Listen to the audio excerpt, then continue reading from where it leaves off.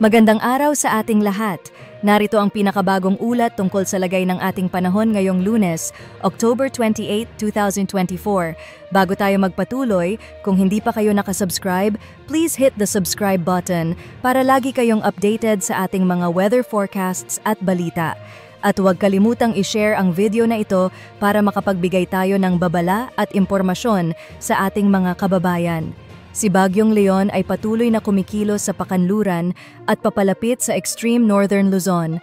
Sa araw na ito, mararamdaman na ang mga maulap na kalangitan na may mga kalat-kalat na pag-ulan, particular na sa Bicol region at ilang bahagi ng Eastern Visayas. Ang mga pagbuhos ng ulan ay dulot ng trough or extension ni Bagyong Leon.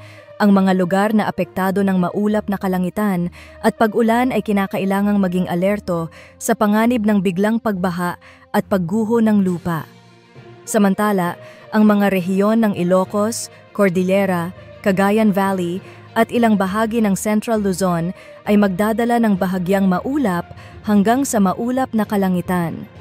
Sa Metro Manila, Mimaropa at ilang bahagi ng Calabarzon, asahan din ang mga kalat-kalat na pag-ulan. Sa Visayas at Mindanao, ang maulap na kalangitan na may mga kalat-kalat na pag-ulan ay dulot ng umiiral na southwesterly wind flow. Ang mga hangin na ito ay nagdadala ng maulap na panahon at pag-ulan mula sa timog kanluran. Sa mga susunod na oras, inaasahang kikilos si Bagyong Leon patungong hilagang kanluran at may posibilidad na lumakas bilang severe tropical storm.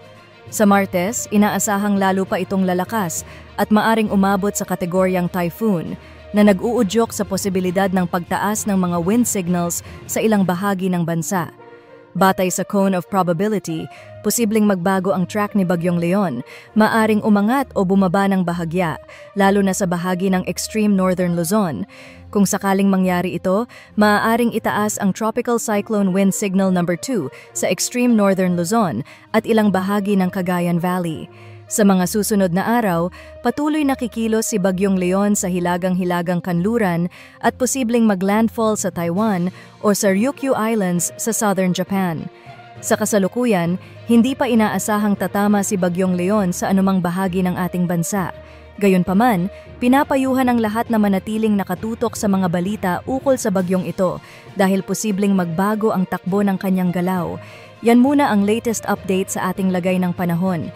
Patuloy na maging alerto at handa para sa anumang panahon.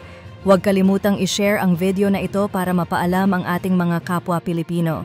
Please give this video a thumbs up, mag-subscribe na din kayo sa ating channel para lagi kayong updated sa mga weather forecasts at pindutin ang notification bell para wala kayong ma-miss na mga importanteng balita.